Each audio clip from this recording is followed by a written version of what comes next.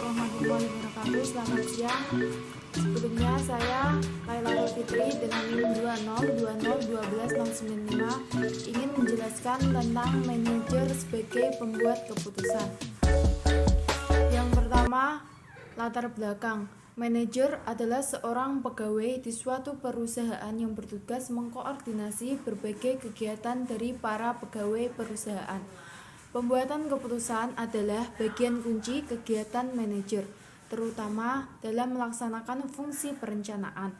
Membuat keputusan adalah proses bagaimana serangkaian kegiatan dipilih sebagai penyelesaian suatu masalah tertentu.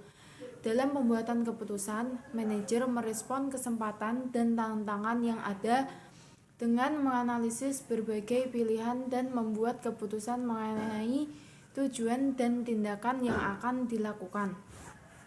Di dalam pembahasan ini akan memaparkan berbagai proses pembuatan keputusan dan mengambil keputusan yang terbaik dengan mempertimbangkan hal-hal yang menyangkut perusahaan.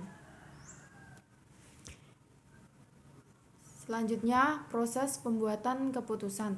Pembuatan keputusan adalah bagian dari kegiatan manajer. Kegiatan ini memberikan peranan penting bagi manajer untuk melaksanakan fungsi perencanaan. Fungsi perencanaan menyangkut keputusan-keputusan yang sangat penting dan jangka panjang yang dapat dibuat oleh manajer. Membuat keputusan bukanlah satu-satunya hal yang dilakukan manajer. Semua anggota organisasi akan membuat keputusan yang mempengaruhi pekerjaan dan organisasi sistem tempat mereka bekerja. Tetapi fokus yang tertuju pada bagaimana manajer membuat keputusan. Manajer pada semua tingkatan itu sama, pasti akan membuat keputusan, artinya mereka membuat pilihan. Sebagai contoh, manajer tingkat atas. Manajer tingkat atas membuat keputusan mengenai tujuan organisasinya, di mana menentukan lokasi fasilitas manufaktur atau pasar baru mana yang akan dimasuki. Manajer tingkat menengah dan bawah membuat keputusan mengenai jadwal produksi, masalah kualitas produksi, kenaikan gaji, dan disiplin karyawan. Selanjutnya ada 8 langkah manajer dalam membuat keputusan. Yang pertama yaitu mengidentifikasi suatu masalah. Ini ya. Setiap keputusan diawali dengan masalah, yaitu perbedaan antara kondisi yang ada dan yang diinginkan. Dalam dunia nyata, sebagai besar masalah datang tanpa permisi terlebih dahulu. Manajer harus berhati-hati agar tidak bingung antara masalah dan gejala masalah. Identifikasi masalah bersifat subjektif. Apa yang dianggap manajer sebagai masalah mungkin tidak dianggap masalah oleh manajer yang lainnya. Yang kedua yaitu mengidentifikasi kriteria keputusan.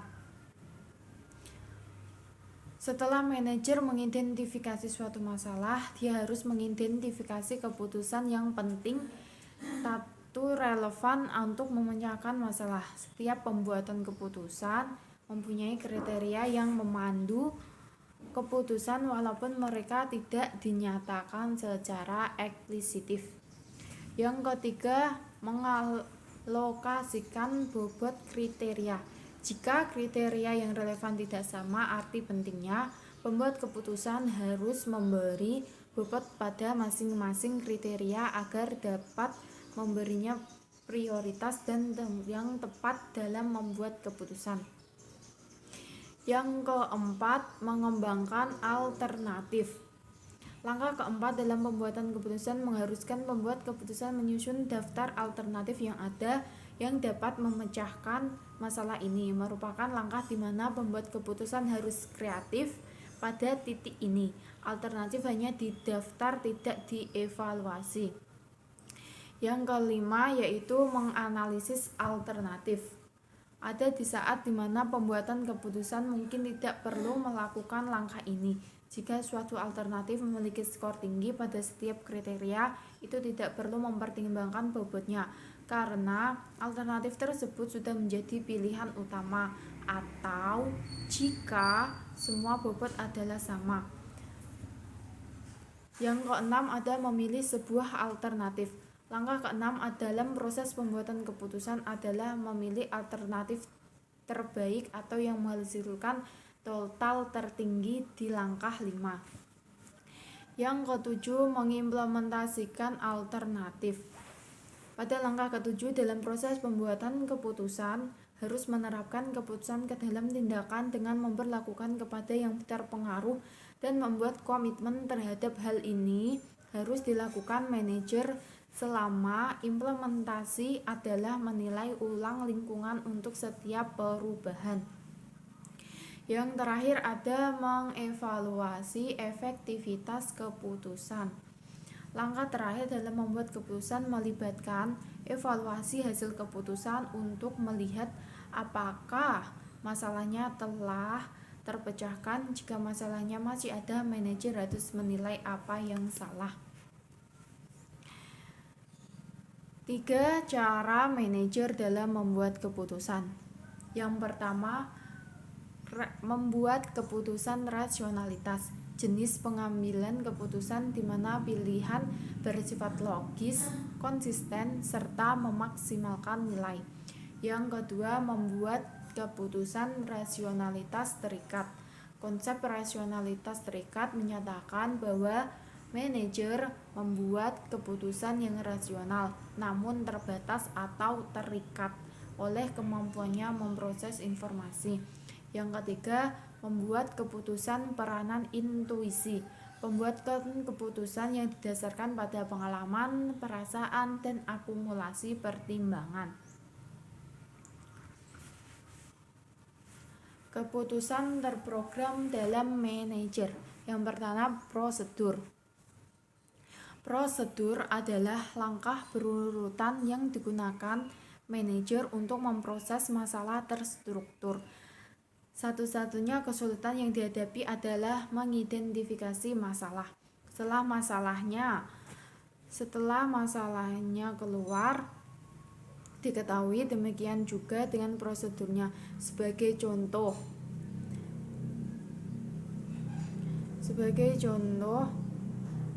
katakan bahwa manajer pembelian menerima permintaan dari manajer gudang akan 15 komputer jinjing bagi kreatek persediaan. Manajer pembelian mengetahui bagaimana membuat keputusan ini dengan mengikuti prosedur pembelian yang diterapkan.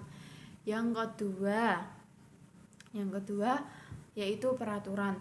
Peraturan adalah pernyataan eksplisit yang memberitahu manajer apa yang boleh dilakukan. Peraturan ini sering digunakan karena mudah diikuti dan memastikan konsisten. Sebagai contoh, peraturan mengenai keterlambatan dan absensi memungkinkan penyelian pembuat keputusan disipliner dengan cepat dan adil. Yang ketiga yaitu kebijakan. Kebijakan merupakan pedoman dalam membuat keputusan.